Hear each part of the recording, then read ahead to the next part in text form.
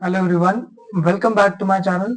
So in this video we are starting with the new concept, that is Bronsted-Lowry concept of acids and bases. अब acid हमारे पास Bronsted-Lowry ने कैसे define किया that acid is a substance that donates a proton, right?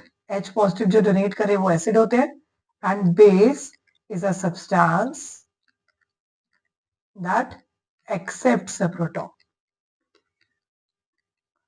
ठीक है, तो acids proton donate करेंगे, base proton accept करेंगे। तो हम इस तरीके से कह सकते हैं कि जो हमारे पास एसिड है वो क्या है, प्रोटोन डोनर, और जो बेस है वो क्या है, प्रोटोन एक्सेप्टर। तो इस थ्योरी को किसने दिया था, Bronsted Lowry has given this theory. अब इस थ्योरी के अकॉर्डिंगली हम थोड़ा सा एसिड्स एंड बेस का डिटेल स्टडी करेंगे। अब जैसे देखो हमारे पास है HCl, we know that it is an acid, और हमें एक सेकेंड सब्सटेंस दे दिया अमोनिया, राइट। अब ये जो है सोल्यूशन जब इनका बन जाता है तो क्या बनता है, अमोनियम क्लोराइड बन जाता है, राइट। अब अमोनियम क्लोराइड में कौन से दो आयन्स हैं इस सॉल्ट में, दैट इज अमोनियम आयन और क्लोराइड आयन। अब देखो जो यहाँ पर एक सब्सटेंस ने H पॉजिटिव डोनेट किए, राइट, जैसे इस सब्सटेंस ने H पॉजिटिव डोनेट किए, ये है proton donor, so it will be behaving like an acid. और अमोनिया ने H पॉजिटिव गेन कर लिए तो it will be a proton acceptor, तो it will behave like a base, right. अब ये जो है, अब ये जो अमोनियम आयन और क्लोराइड आयन है, ये भी तो देखो, ये जो है अगर बैक रिएक्शन हम करें तो ammonium ion will be able to donate the H positive ताकि वो अमोनियम ना सके, तो ये क्या हो जाएगा, ये हमारा हो जाएगा एन एसिड। और क्लोराइड आयन जो है H पॉजिटिव एक्सेप्ट कर सकता है, तो ये क्या हो जाएगा हमारा बेस। मतलब acid will form a base, just a second. तो एसिड जो है हमारा यहाँ पर वो क्या करेगा, that will form a base, and base जो है that will form an acid. जो हमारा प्रोडक्ट्स में एसिड बेस से फॉर्म हुआ होता है उसको हम कहते हैं कॉन्जुगेट एसिड, उसको हम कहते हैं कॉन्जुगेट एसिड। और जो बेस हमारा एसिड से फॉर्म हुआ होता है प्रोडक्ट में उसको हम कहते हैं conjugate base. So this conjugate acid base theory is given by Bronsted and Lowry, right. अब इसके थोड़े से और एग्जांपल्स भी डिस्कस करेंगे, राइट। तो first example we are having is, जैसे हम HCl को वाटर में डालें तो क्या बन जाएगा, हमारे पास वाटर जो है H2O, it will accept 1H positive और रिलीज क्या कर देगा, Cl नेगेटिव। तो ये जो है, जो HCl है, it is donating the H positive, तो इसे हम क्या कहेंगे, एज अ एसिड। और वाटर क्या है, जो H पॉजिटिव गेन कर रहा है तो वो क्या हो जाएगा, बेस। तो ये जो है H पॉजिटिव वाटर ने गेन कर लिया है तो ये बन क्या गया है, acid. So this will be a conjugate acid. और जो क्लोराइड आयन है वो क्या हो जाएगा हमारा कॉन्जुगेट बेस। सो इसी तरीके से हमारे पास बहुत सारे एग्जांपल्स हैं, जैसे हम नेक्स्ट एग्जांपल डिस्कस करेंगे। अमोनियम आयन जो है अगर उसको वाटर में डालें तो क्या हो जाता है, H3O पॉजिटिव प्लस अमोनिया। तो इसमें H3O पॉजिटिव क्या हो जाएगा, it has accepted the electrons, तो ये क्या है, कॉन्जुगेट एसिड। और NH3 क्या हो जाएगा, conjugate base. So according to this हमारे पास ये थ्योरी रहती है। अब इन एसिड बेस रिएक्शंस को हम एक कॉमन टर्म देते हैं, these are known as proton transfer reactions. क्यों, क्योंकि इनमें प्रोटॉन्स जो है H पॉजिटिव ट्रांसफर हो रहे हैं, राइट। अब कुछ सब्सटेंसेस होते हैं, जैसे मैं एक और एग्जांपल देता हूं, जैसे कि हम देखेंगे कि हमारे पास वाटर जो है अगर उसमें कार्बोनेट आयंस डाल दें तो carbonate will gain the electrons from water, तो वाटर क्या हो जाएगा, it will be behaving like an acid, और कार्बोनेट जो है वो बेस की तरह बिहेव करेंगे। So it is will, carbonate किस में चेंज हो जाएगा, बाइकार्बोनेट में, तो ये क्या बन गया हमारा conjugate acid from the base, right. और जो वाटर था उसने क्या बना दिया, OH नेगेटिव, तो ये हमारा क्या बन जाएगा, कॉन्जुगेट बेस। तो वाटर जो है हम देखते हैं कि वाटर यहाँ पर सेकेंड रिएक्शन में या फर्स्ट रिएक्शन में it is acting like a base, और in the third reaction it is like acting like an acid. So the substances which act like both as a base as well as an acid, right, means they can donate and accept both. तो वो उन substances को हम क्या कहते हैं, amphoteric substances. So the substances which can donate and accept the H positive that are called amphoteric substances. Example, water. Right इसके कुछ और एग्जांपल्स भी हैं, जैसे कि अभी हम स्टडी करेंगे एक और एग्जांपल के बारे में, that is bicarbonate ion. So we are starting with the HCO3 negative ion. अब HCO3 नेगेटिव बाइकार्बोनेट में अगर हम अमोनिया मिक्स कर दें और HCO3 नेगेटिव में अगर हम HCl मिक्स कर दें, अब अमोनिया मिक्स करेंगे तो क्या होगा, ये HCO3 नेगेटिव क्या करेगा, एक H पॉजिटिव डोनेट कर देगा और अमोनिया जो है it will gain the H positive and form ammonium ion, और ये कार्बोनेट आयन में चेंज हो जाएगा. अब HCl से क्या होगा, ये कार्बोनेट आयन जो है that will gain N H positive ion, तो ये बाइकार्बोनेट मतलब कार्बोनिक एसिड बना लेगा और क्लोराइड आयन रिलीज कर देगा.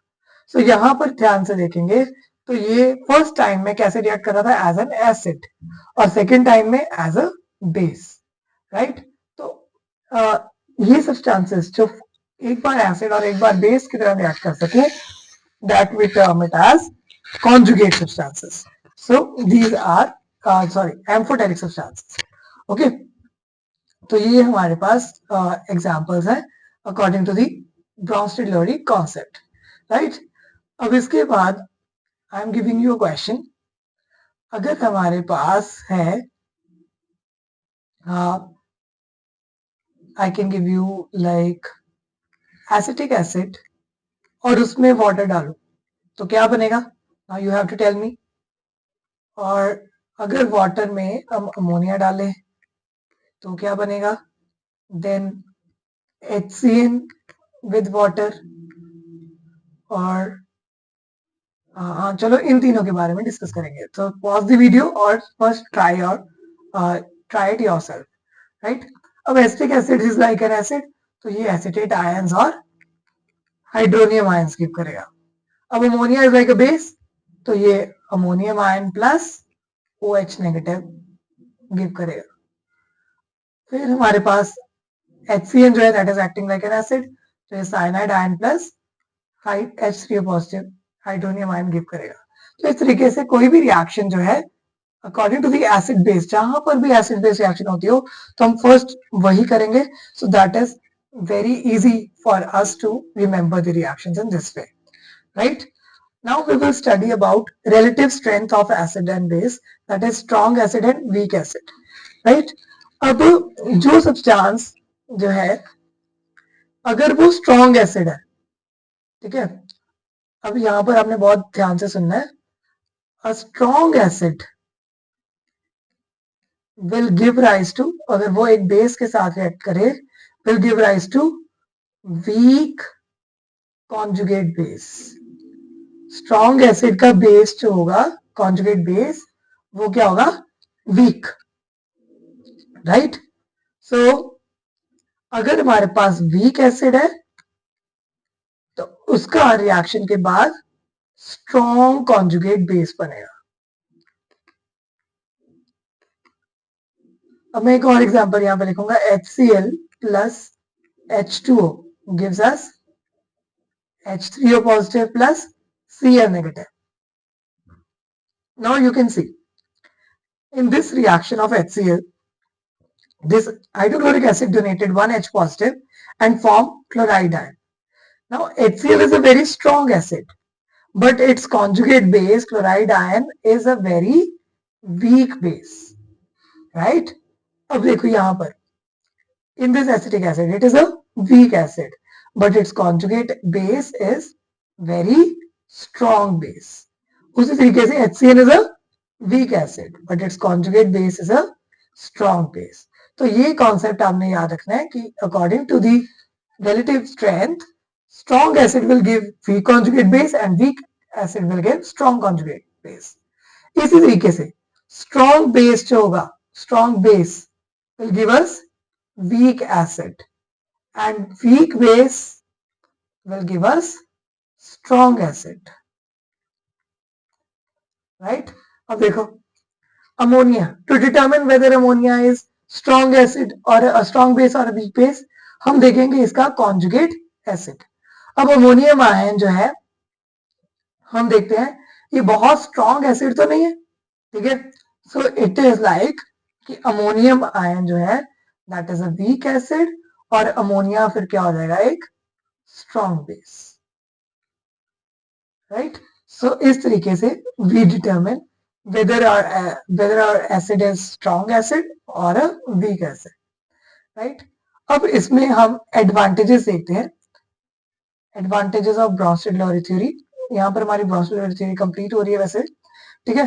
अब ब्राउन-स्टीड-लोरी थ्योरी ने हमारे पास जो है डिफरेंट सब्सटेंसेस जैसे कि अमोनिया, सोडियम कार्बोनेट, इस तरीके के सब्सटेंसेस के बारे में एक्सप्लेन कर दिया where there is no hydrogen group, ठीक है. OH नेगेटिव ग्रुप है ही नहीं है, बट फिर भी ये बेसिस की तरह कैसे रिएक्ट करते हैं, जो कि हमने अभी पढ़ा कि जैसे कार्बोनेट है it will act like a base, ठीक है.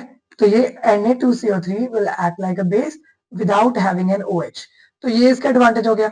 सेकेंड एडवांटेज इसका क्या हो गया, ये जो है not only to molecules, molecule सिर्फ उसके साथ डील नहीं करता, but it is applicable to also applicable to ions. तो ये आयंस पर भी एप्लीकेबल है.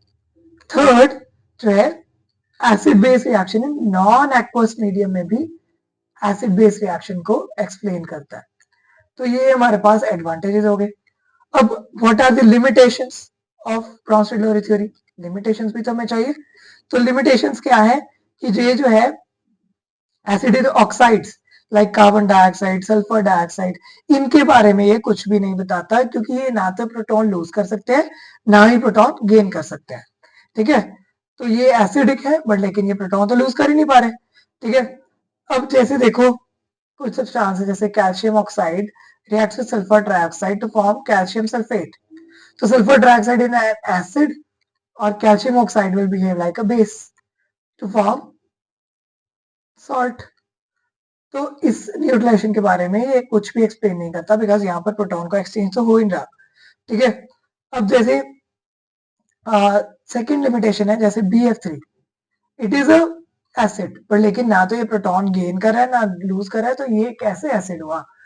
इस तरीके से AlCl3, इसके बारे में हमें कौन सी थ्योरी बताती है, that is Lewis concept. So that we will study in the next video. Right. यहाँ पर हमारी ये वीडियो कंप्लीट होती है. Bronsted Lowry theory is complete. In the next video, we will discuss Lewis concept. So thank you for watching. Do subscribe to my channel for more videos.